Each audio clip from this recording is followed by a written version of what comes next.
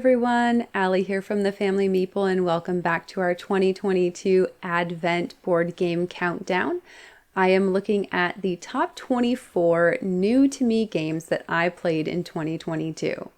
In order to make this list, the game just has to be something that I played for the first time in 2022. Not all of the games are from 2022. In fact, most of them are not, including today's pick. Coming in at number 11 is Carpe Diem. Carpe Diem was designed by Stefan Feld. It has artwork from Lalonda Hrushka, and the copy that I have is actually published by Ravensburger. Carpe Diem is an older game, and there are several versions of it available at this point. The edition that I played at the Dice Tower Retreat for the first time was the original first edition. The one that I ended up picking up from my collection is also the first edition. I found a used copy that I was able to do a trade for on Board Game Geek, and so I picked up a copy after the Dice Tower Retreat.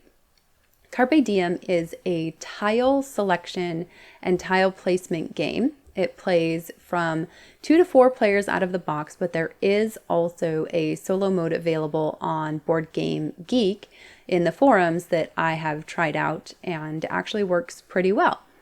So in Carpe Diem, players are going to play over, I believe, 3 rounds. And in each of the rounds, you will be selecting square tiles from a kind of like a rondel in the middle of the board. In the first edition, the rondel works slightly differently than what you would normally see, where you can move adjacent to you to the left or to the right or in one direction on a lot of rondels. In the first edition, the spaces on the board are actually connected by kind of crisscross patterned lines. And so instead of moving to the adjacent spaces, you will move across one of the lines and kind of move across the center of the board or the plaza. It doesn't really fundamentally change the game whether you have the first edition or the second edition, but I do kind of like that action of moving across the board instead of just moving next to you where you're at. So you will move your player marker on your turn to a new location, and you will select one of up to 4 tiles that are at that location.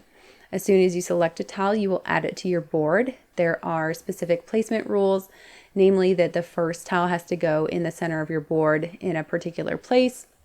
And then from there on out, you have to play adjacent to a tile that's already on your board. You also have to match all of the sides of the tiles. So if the tile has a particular landscape or building on it, you have to match it up with that landscape or building when you place it on your board. When you're placing these tiles, there's several things that you want to think about, as well as when you're collecting them. The different landscapes and the different buildings will give you different benefits or resources as you're playing, and will act differently for endgame scoring and mid-game scoring.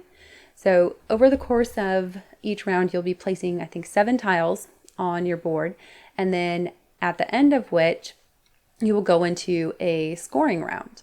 And the scoring round is probably my favorite part about the game, in that you have these scoring cards that you set up randomly at the beginning of each game, and you will be placing out your disc on these scoring cards where 2 of them meet. So you potentially will be scoring for 2 of the objective cards that are out there.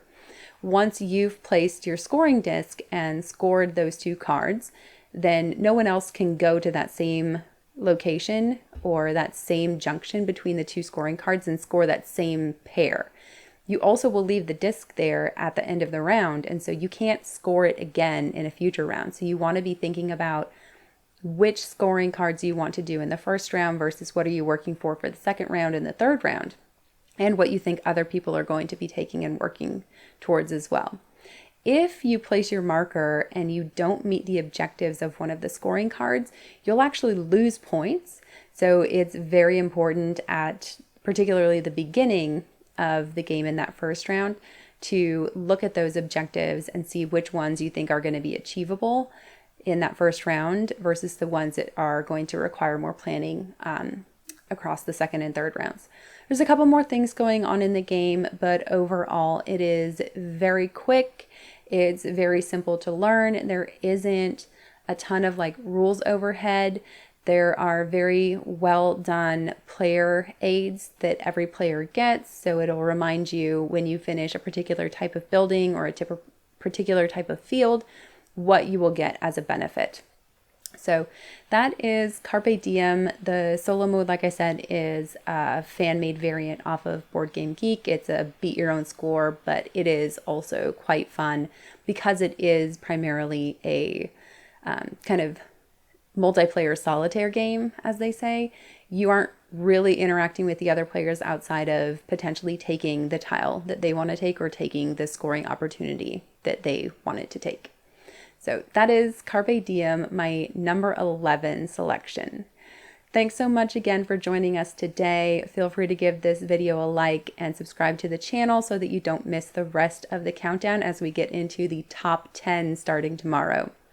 Until then, please continue to enjoy all of your holiday activities. I'm sure that people are starting to get even more busy now, and you can follow us on Instagram, Facebook, and Twitter for more content throughout the week. Have a great holiday, and we will see you on the next one. Bye.